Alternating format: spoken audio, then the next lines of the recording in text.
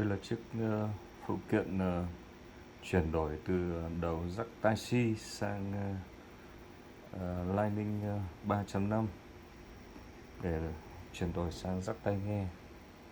Đó, jack tai nghe 3.5.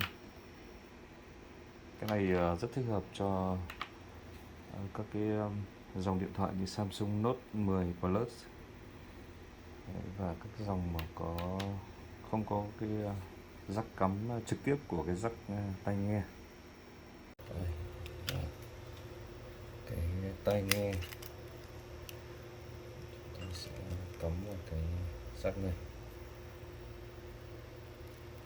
sau đó lên cái này cắm vào cổng sạc Type-C.